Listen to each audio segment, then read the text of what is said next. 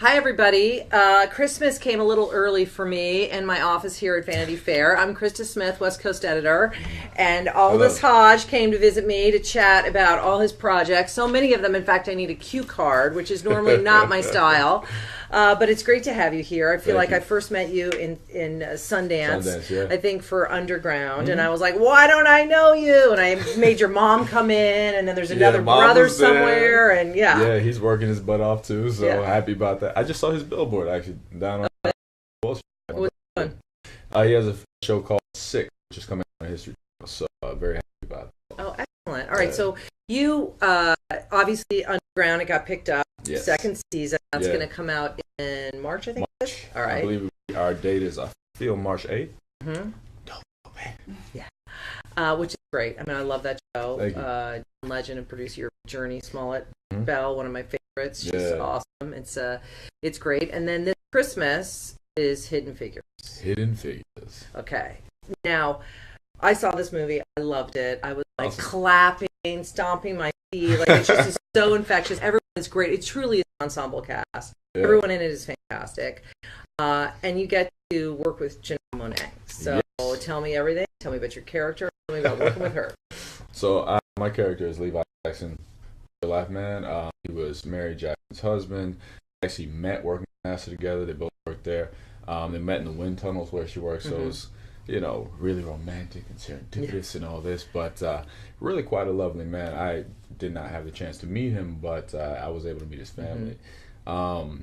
In us, working together to figure out the relationship on screen, the thing that I loved about it was the fact that it showed real strength in an American household, in a household for a black family. A man fighting for his family back in the 60s in this rough time, and fighting to stand, in support of his woman when she wants to go out and do her thing. So he was quite unconventional in that way. He was a Renaissance man, especially at that time for any person, regardless of color, like for a woman to go out and say, no, I'm going to do this. I'm going to get my degree. I'm working here. I'm working in NASA. I'm not staying at home. It was a rough time for women back then.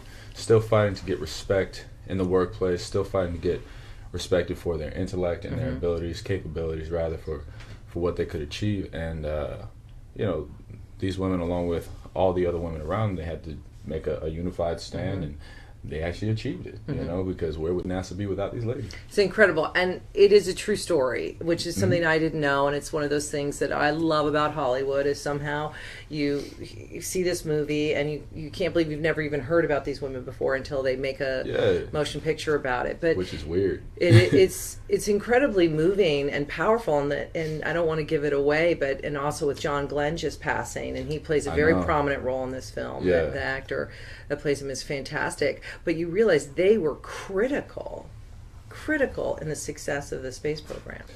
Yeah, and that's something that I think I'm happy it's coming out now. I don't think there are real mistakes in time, because right now for this generation, there are a lot of younger girls that need to see a representation of value outside of what they look like, value outside of what someone else's perception of them is. We're kind of in the body shaming era and all this. I got a little sister, she's 20, and we taught her, your values in your mind. But I love the fact that there are so many young girls and so many young boys who are going to grow up and watch this and say, oh, I can be more. And that's really where my potential lies. What can I create? How can I use my mind to better everybody else around me?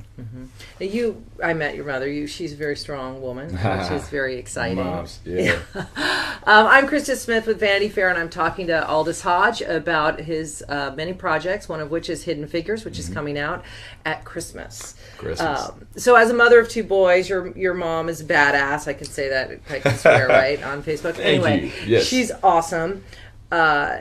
And I know a lot of her strength comes through you and your brother, and what you, when you were younger, and kind of like your drive. But what was it for you as an actor, as a creative? Because you started that face is just too gorgeous. Obviously, you were modeling, you were a kid, you were in commercials. People were like, but what was Aldis's moment for you when you were like, wow, I have to act, I have to enter this crazy life of an artist? I mean, I was lucky enough that it bit me early on. I was 2 years old when I started following behind my brother Edwin. Uh, Honestly, I think the moment came for me when I was like 12 years old, and I was on a show at the time, and then I got fired. But it was the reason I got fired. Politically charged. It wasn't anything that I did unprofessionally. It was just, well, you know what, the network wants to make a change, so they switched a couple of characters around. And I said, oh, it's like a real business, and they don't care that you're a child. It's about their agenda. So that's the moment I said, all right, this is my life, this is my choice, but I never want to be put in this position again. I want to work for me. I want to have options because it's about quality of life. I'm not here for the fame or the accolades. I'm here to do what I want to do because I love acting. But I also know what I want to contribute to the art. So I need the space to do that. And it's kind of hard when, someone else is pulling the strings. So that's a moment where it got real for me. That's when I started writing scripts, and that's when I started really studying and becoming a student of the craft. And was there one particular role, like was it a Friday Night Lights or something where you're like, wow, I'm in this, I can make a real career out of it? Not one in particular.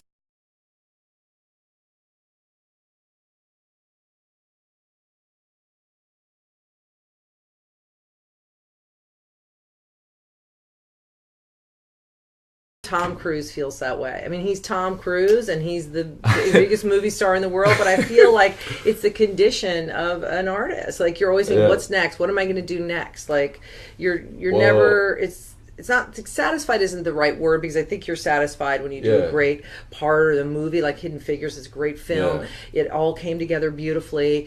But it's just that, like, what's next? What's next? The process. Well, a part of it is, understanding where you're at and how to use it. Like, Hidden Figures is a fantastic platform. I'm truly lucky to have been a part of something like this.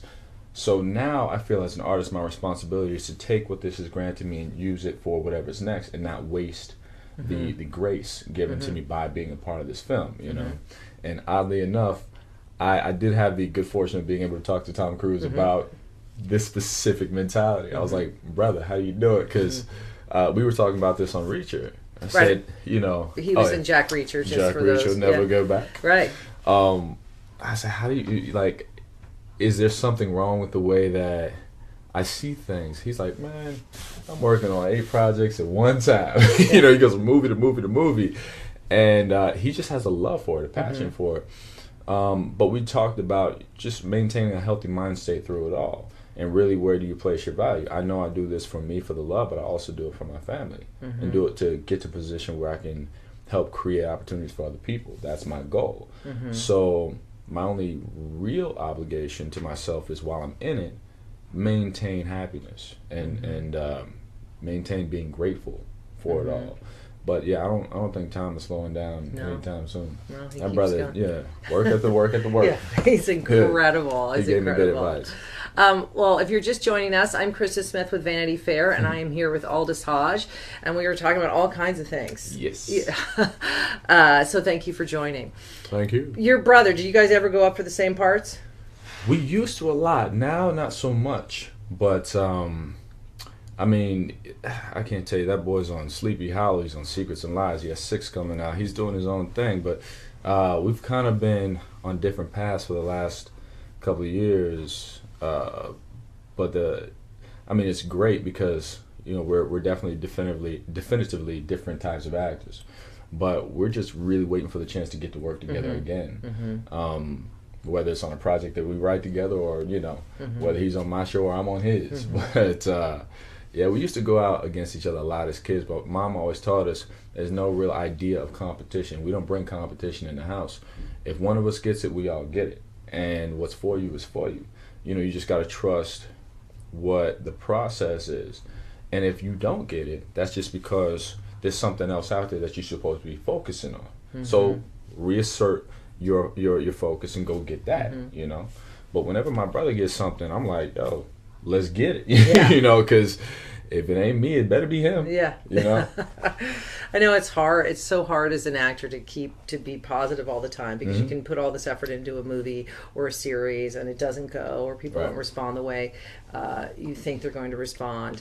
And keeping that focus, I always feel like it's like what you're talking about, Tom Cruise. It's like he's kind of an outlier. He's his own unicorn, but it is about just like keeping that momentum and keeping that positivity.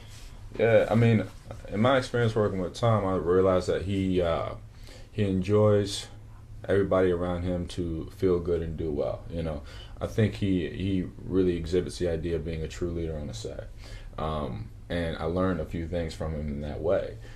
And when it comes to what this business is, I think an actor's main priority is just to keep a healthy mind state, because let's just be honest, we're in a business where you are opening yourself up to ridicule and judgment. You know, people just picking at you. Oh my God, you know, you put on some weight, or you did this, and you did like, hey, it doesn't matter. You know what I mean? You know, just let me do my thing. But it all doesn't matter so long as you enjoy yourself and your space. And you have to find that thing, whatever it is, where you can escape a little bit. And then also when you get back to it, you love it enough to continue to produce the best work possible. That means you have to be happy in it, but you have to be mentally healthy for that. And a lot of it comes in blocking out, you know, the unnecessary. Don't feed into the comments and none of that. It's not. That's not what you're here for. All right, well, let's talk about possibly the other stuff. What's going on here? I know you design a lot of stuff. I'm about ready to rip that off your necklace. It's gorgeous. Did you design this? Here. Look at that. Look how beautiful that is. Well, there you go. Look at that. Actually, so a friend of mine, her name is Pade Vavra. Padevavra. These are gorgeous. So she, this is her line, and we did design it together. So she made this piece custom for me, but I kind of ran down a couple of things. Because I'm not a jeweler. I mean, as most people know, I'm a watchmaker. Right. I dibble and dabble in jewelry every now and then for fun, but Pade does fantastic work. I mean, I'll hook you up. Yeah. You know, you can go to padevavra.com. Like next Facebook Live, I'm going to be covered in the jewelry. Exactly. Be like, hi, people. Well, why watches? Let's see. Are you wearing one of your watches? Not one of mine. I'm wearing a Jacques Dreux. Okay. Hello. What is it about watches that made you want to design? Watches, for me, offers creative freedom. And I realized that, I mean, I've always been an artist, painting and architecture, all these kind of things growing up. It offers me an escape from feeling stagnant creatively in the business and entertainment, but also it satisfies my needs to want to achieve beyond stereotypical means. You know, everybody says, you know, go do this, go there, you know, you can only be this much, and I'm like, I want to be an engineer, I want to be a scientist, I want to, you know, so I'm chasing that dream. I love mechanics. Love watches. Right, so precise. And there's no variables, which is interesting because in acting there's so many variables. Like you were saying, we're going in a different direction. We want this shirt, how it's edited, the direction, your co-star, the energy. But with watches, look, the math has to be absolutely perfect. There's no room for deviation. I think the application for me, I call it simplexity, in that it's complex trying to narrow something down to simplicity. But I just love the world it opens me up to. You know, engineering, art, architecture. It takes all my needs wrapped up into this one little mechanism. But I'm actually I'm manufacturing my first piece right now. Oh, great! I wish I could show you all. I'll show you after we're next done. time. Yes. That's excellent. All right, I'm Krista Smith with Vanity Fair, and I'm sitting here with Aldis Hodge, and we in my office here, right the week before Christmas, talking about watches, Tom Cruise, Hidden Figures, Mom, scripts, jewelry. It's been a good time. I did want to ask you for Hidden Figures, because you know, it's amazing, the cast, like I said, with Taraji Henson and Octavia Spencer. Monster cast. Yeah, and Kevin Costner is amazing in it. He's so great. It's like, he's so great. How was it for Janelle? Obviously, we don't know her as an actress. This is a big, meaty part. She's a smaller part, and she's great in Moonlight as well. But this was, I would imagine it was a little intimidating. Did you help her through that, or did you find that she knew exactly what she was doing? No, that girl didn't need any help from me. So Janelle studied acting prior to blowing up in her music career. So she took it very seriously.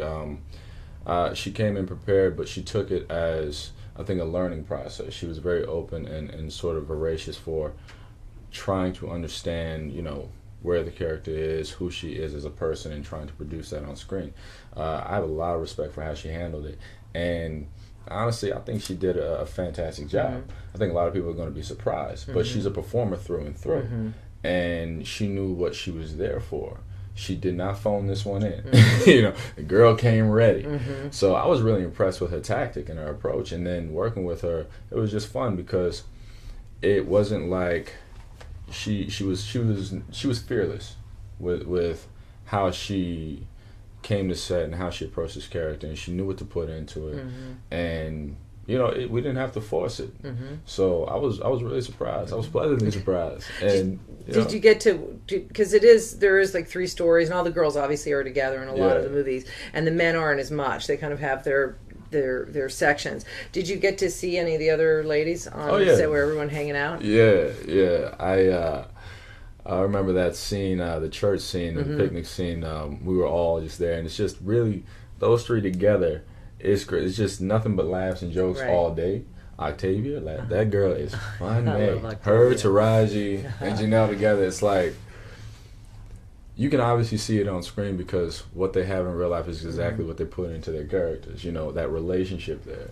But I remember the first day that I saw Octavia. First time we worked together, I was 14 years old. Oh, really? So I walked into the makeup trail. I'm like, hey, Octavia, how you doing? She's like, hey, Aldis. I was like, what's up? She's like, I remember you from when you was this high. We did we did a show called City of Angels. Yeah, a lot of people on that show actually. Her, Viola Davis, Gabrielle Union, Maya Rudolph.